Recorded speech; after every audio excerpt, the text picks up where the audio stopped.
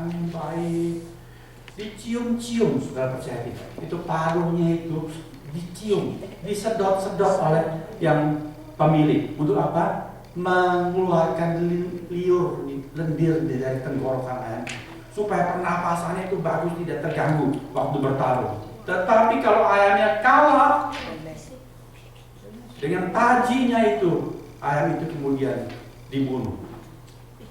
Itu belas kasihan orang fasik, kejam, tetapi orang benar memperhatikan hidup hewannya. Kalau saudara memelihara hewan, pelihara ikan, pelihara burung, pelihara anjing, harus rawat baik-baik. Karena firman Tuhan mengatakan orang benar harus memperhatikan hidup hewannya.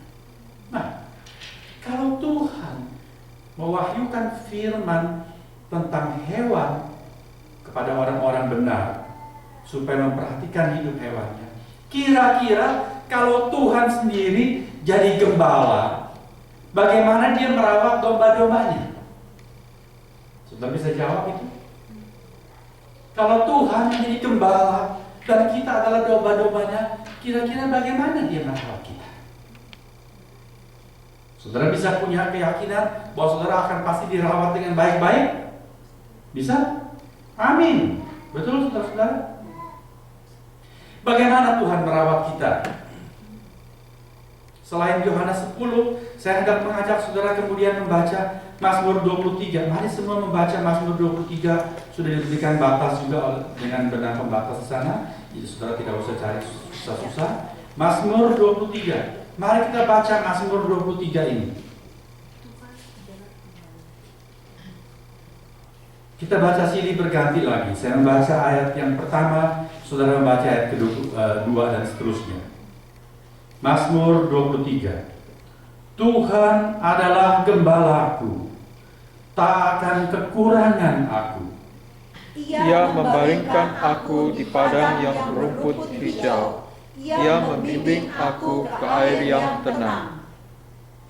Ia menyegarkan jiwaku. Ia menuntun aku di jalan yang benar oleh karena namanya. Sekalipun aku berjalan dalam lembah kekelaman, aku tidak takut bahaya, sebab Engkau besertaku. Gadamu dan tongkatmu, itulah yang menghibur aku. Engkau menyediakan hidangan bagiku di hadapan lawanku. Engkau mengurapi kepalaku dengan minyak, pialaku penuh berlimpah. Kebajikan dan kemurahan belaka akan mengikuti aku seumur hidupku, dan aku akan diam dalam rumah Tuhan sepanjang masa. Ayat 6 baca ulang bersama-sama. Kebajikan dan kemurahan belaka akan mengikuti aku seumur hidupku, dan aku akan diam dalam rumah Tuhan sepanjang masa. Ayat 6, saya boleh berikan satu istilah di sini, lifetime warranty. Betul? Kebajikan dan kemurahan belaka akan mengikuti aku seumur hidupku. Lifetime warranty. Dan aku akan diam dalam rumah Tuhan sepanjang masa sampai ke dalam kekekalan. Siapa yang menulis Mazmur ini, saudara-saudara? Siapa yang menulis Mazmur ini? Raja Daud. Raja Daud. Judulnya jelas dengan Mazmur Daud. Mengapa Daud bisa menulis Mazmur ini? Dia berkata, Tuhan adalah gembalaku. The Lord is my shepherd. Tak akan kekurangan aku. I shall not want. Aku tidak akan kekurangan apa-apa. Mengapa dia bisa tulis Mazmur ini?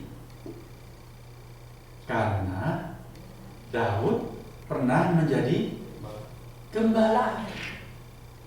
Waktu dia mau diurapi menjadi raja, Nabi Samuel datang ke rumah Isai ayahnya, lalu tanya, mana anakmu? Lalu dihadirkan anaknya yang paling gagah, anak yang sulung, wah tinggi, ganteng, perkasa. Tapi Roh Tuhan berkata kepada Samuel, bukan ini. Lalu yang kedua, yang ketiga, sampai dihadirkan yang paling belakangan. Tuhan bilang, bukan. Samuel diutus ke rumah Isai untuk mengurapi seorang yang berkenan ke hati Tuhan, menggantikan raja pertama, yaitu Saul. Lalu Isai bertanya, apakah cuma sekian anakmu? Tidak ada yang lain? Oh, masih ada satu lagi, yang bungsu, yang bontot, si Ragil. Di mana dia? Oh, masih ada di padang rumput, sedang menggembalakan domba. Panggil dia datang. Lalu Daud dipanggil pulang. Lalu Isai melihat seorang bocah, belum pemuda, masih anak remaja, pipinya kemerah-merahan seperti tomat. Tetapi roh Tuhan berkata, urapilah dia, inilah orang yang berkenan kepada hati. Daud dipanggil dari kawanan domba gembalaannya untuk disiapkan, diurapi. Suatu waktu, pada waktu yang tepat menurut Tuhan, dia akan menggembalakan Israel, domba-domba milik Allah. Daud akan menjadi raja. Waktu Daud sudah menjadi raja, dia mengubah Mazmur ini. Dia berkata, Tuhan adalah gembala, takkan kekurangan aku. Seperti waktu aku menjadi gembala, domba-dombaku beres semua aku urus. Domba-domba milik Papa yang disuruh aku angon gembalakan, tidak ada yang kekurangan kebutuhannya. Aku urus baik-baik. Yang sakit aku obati, yang luka aku balut. Kalau ada serigala datang, aku lawan serigala itu. Kalau ada singa yang menyerang, aku tangkap janggutnya, aku buka mulutnya. Demikian kata Daud ketika dia mau berperang menghadapi Goliat. Saudara ingat itu? Suatu hari ada seorang raksasa Filistin yang menantang orang Israel. Siapa jagoan kamu? Hayo keluarkan. Kita tarung, gak usah berperang pasukan. Satu lawan satu saja. Seperti kiper adu penalti, kata Goliat. Siapa yang kalah, bangsanya menjadi budak pemenang. Wah, semua takut gemetar bersembunyi. Raja Saul pun tidak berani keluar untuk bertarung lawan Goliat. Mengapa? Oh, Goliat itu giant, tinggi sekali. Ya, dia punya tombak, batang tombaknya itu segede betis orang biasa. Waduh, bagaimana melawan Goliat? Pedangnya besar sekali. Raja pun tidak berani. Tapi Daud datang. Dia sedang diutus ayahnya membawa bekal makanan untuk saudara-saudara yang sedang berperang. Lalu Daud mendengar, kurang ajar orang ini. Dia menghina Allah Yehova. Dia bilang, hai Israel, mana itu Yehovamu Allahmu? Kamu tidak punya Allah, tidak punya Tuhan, sampai kamu ketakutan lawan aku. Ayo kirimkan jagoanmu. Lalu Daud berkata, biarlah aku maju berperang lawan dia. Lalu dibawa ke hadapan Saul. Saul lihat Daud, astaga, dia bilang, kamu, aduh begitu masih ingusan mau lawan jagoan Filistin. Tapi Daud bilang, biarkan aku mau melawan dia. Waktu aku mengembalakan kawanan domba ayahku, aku pernah bertarung melawan beruang dan melawan singa. Saudara lihat, Daud itu seorang gembala yang baik dan dia beriman kepada Tuhan. Saul memberikan dia pakaian perang. Daud kemudian sesudah dipakaikan pakaian besi itu malah nggak bisa jalan, terlihat berat. Dia masih kecil, dia bukan seorang perwira, bukan militer. Dia tidak mau pakai, dia tidak bawa pedang, dia cuma bawa tongkat gembala dan apa itu ketapel, oke, sling. Dia cuma bawa beberapa butir batu dan dia lawan Goliat. Dia bertarung, dia berkata kepada Goliat, engkau datang dengan pedang dan tombak, aku datang dengan nama Tuhan. Saudara lihat, Tuhan adalah gembala Daud. Dia berani melawan Goliat dan dia mengalahkan Goliat. Tuhan adalah gembalaku. Daud ingat, Tuhan begitu setia menyertai dia. Sebelum dia naik ke tahta, dia pernah dikejar-kejar oleh Saul. Ingat, saudara-saudara boleh baca cerita itu dalam kitab Samuel. Karena Saul jealous terhadap Daud. Saul hatinya tidak beres. Dia tidak lurus kepada Tuhan. Tuhan tidak berkenan kepada Saul. Lalu Saul lihat Daud diperkenan Tuhan, dia menjadi jealous kepada Daud. Ketika Daud melawan Goliat, dia mengalahkan Goliat. Oh, rakyat pesta, menari-nari. Dikatakan Saul membunuh beribu-ribu, Daud membunuh berlaksa-laksa, artinya berpuluh-puluh ribu. Cilaka 13. Sekarang orang favorit kepada Daud, tidak lagi kagum kepada Saul. Saul kemudian menjadi cemburu kepada Daud, dan Daud dikejar-kejar seperti anjing di padang belantara. Tetapi Tuhan gembala Daud selalu menjaga, melindungi Daud. Daud luput dari bencana. Oleh sebab itu pada waktu dia sudah menjadi raja, dia merenungkan ulang semuanya. Dia mengubah Mazmur ini, Mazmur yang banyak dibaca orang. Pada orang kesusahan, di tepi pembaringan sakit, pastor datang bacakan Mazmur 23.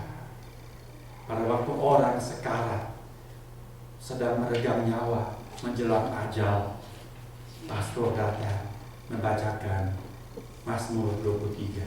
Tuhan adalah gembalaku, tak akan kekurangan aku.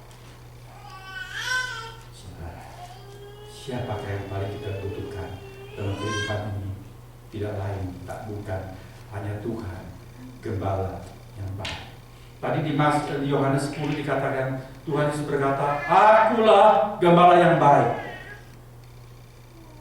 Pencuri datang hanya untuk mencelakakan dan membunuh. Tetapi aku datang untuk apa? Untuk memberikan hidup, dan hidup yang berkelimpahan. Tahun ini tema kita adalah berubah, berbuah, dan hidup limpah. Apa itu hidup yang berkelimpahan? Ada orang yang mengatakan hidup berkelimpahan itu hidup surplus, banyak duit, berlimpah-limpah. No, bukan itu maksud Tuhan. Hidup berkelimpahan itu adalah hidup yang sejahtera, hidup yang berkemenangan, hidup yang lebih dari cukup. Bukan berlimpah-limpah materi, tapi lebih dari cukup. Artinya, dalam setiap kebutuhan, aku dicukupi Tuhan. Kalau lihat deposit, aku tidak punya cukup deposit. Tabungan tidak banyak. Tapi hidup berkelimpahan itu artinya apa? Pada waktu saya membutuhkan, pada waktu itulah Tuhan menyediakan. Saudara pilih mana? Punya banyak harta, tetapi rasanya kebutuhan terus nggak cukup, nggak puas-puas. Atau rasanya kalau hidup atas kertas, ini nggak ada, itu nggak bakalan cukup. Tetapi pada waktu kita membutuhkan, ada. Pada waktu anak nanti bertumbuh dewasa, mau pergi ke kales, kalau lihat tabungan, tidak ada. Tetapi pada waktu kita membutuhkan, anak butuh uang untuk sekolah, Tuhan menyediakan. Saudara mau pilih yang mana? Saudara mau punya Tuhan gembala yang baik, yang menyiapkan kebutuhan kita pada waktunya? Saya memilih yang seperti itu. Dan saya sudah mengalami. Tidak berlimpah-limpah harta, tapi pada waktu saya membutuhkan, Tuhan menyediakan. Saya datang ke Amerika, tidak ada rencana. Seorang teman sejawat di New York mengatakan, kamu nggak pernah mau datang ke Amerika, Hengki? Saya bilang, bukan tidak mau, tidak ada kesempatan. Kamu mau datang ke New York, lihat-lihat kalau ada kesempatan pelayanan? Saya bilang, boleh saja, aku harus meninjau. Tentu kamu harus datang meninjau. Saya balas lagi emailnya, saya tidak punya biaya untuk pergi berangkat ke sana. Saudara lihat, Tuhan bisa bawa kami sekeluarga datang ke Amerika. Amin. Tuhan menyediakan. Temanku berkata, aku menyediakan airfare buat kamu pulang pergi round trip. Dia kirim saya $1.500 dari uangnya sendiri. Saudara lihat, pada waktunya Tuhan menyediakan. Untuk Ibu Ratna dan Karissa, teman-teman di Manado mengumpulkan uang, beli tiket buat mereka. Kami Tuhan bawa ke sini pada waktu Tuhan. Saya tidak ada rencana. Kalau Tuhan mau datangkan, semua tersedia.